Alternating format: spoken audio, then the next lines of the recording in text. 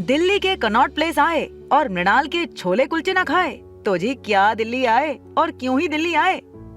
सुबह से शाम शिवम ये आवाज लगाते थक चुका था। आज घर जल्दी जाना है तो उसने पाजी को फूड ट्रक बंद करके जाने को कहा और वो भी सामान समेट कर निकल पड़ा। लेकिन तभी उसे आभास हुआ कि दो आदमी उसका काफी देर से पीछा कर रहे हैं, जिन्हें देखकर वो और तेजी से भागने लगा। पर तभी शिवम का पैर पत्थर पर पड़ा और तेजी से उसकी तरफ आ रही एक बड़ी बेंटले कार में शिवम को उसका अतीत दिखाई दिया। आप लोगों ने मुझे ढूंढा कैसे? आपसे बेहतर कौन जानता है कि हम जिसे ढूंढना चाहें उसे पाताल लोक से भी खींच निकालें। फिर आप तो यहाँ दिल्ली में ही मिल गए। क्यों, सही कहा ना मैंने मिस्टर शिवम शाह? मेरा नाम शिवम शाह नहीं, शिवम गांधी है। और मैं आपको कह चुका हूँ, अच्छे से समझा चुका हूँ कि जो आपको मुझसे चाहिए वो मैं आपको नहीं दे सकता।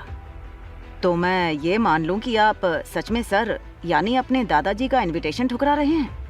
आप जानते हैं ना कि आपकी रगों में शाह खानदान का खून दौड़ रहा है। वो शाह खानदान जो सिर्फ दिल्ली में नहीं, इंडिया में नहीं, बल्कि पूरे वर्ल्ड में मशहूर है। भाड़ में गए आपके सर।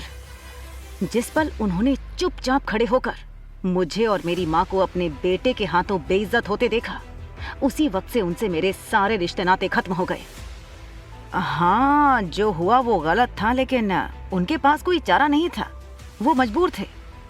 पिछले 2 साल से उनकी तबीयत बहुत खराब है और उन्होंने ही हमसे कहा था कि किसी भी कीमत पर आपको उनके पास ले आएं। कोई तो राज है, लेकिन उनका काम अब आपके बिना नहीं चलेगा, ये तो साफ है। उस आदमी की बातें सुनकर शिवम को 15 साल पहले हुई घटना याद आ रही थी, जिसने उसकी जिंदगी पूरी तरह बदल दी। उसकी माँ जमीन पर गिरी पड़ी है, उसके माथे से खून निकल रहा है और कोई उसे मार रहा है। पास में खड़े दादाजी कुछ भी नहीं बोल रहे। इस दर्द भरे मंजर को भूलकर शिवम ने कहा, देखिए, मैं आखिरी बार कह रहा हूं, वो दिन मैं कभी नहीं भूल सकता। उस दिन मेरी माँ के साथ जो सुलूक हुआ, उन्हें सर के बेटे ने धक्के मारकर बाहर निकाला था। और क्या गलती थी उनकी? हाँ, यही ना कि वो। इतना कहते हुए शिवम अचानक से रुक गया। उसके दिमाग में हजारों सवाल चल रहे हैं। इतने सालों बाद उसके दादाजी ने उसे वापस क्यों बुलाया? क्या थी उसकी माँ की गलती जिसकी मिली उन्हें इतनी बड़ी सजा?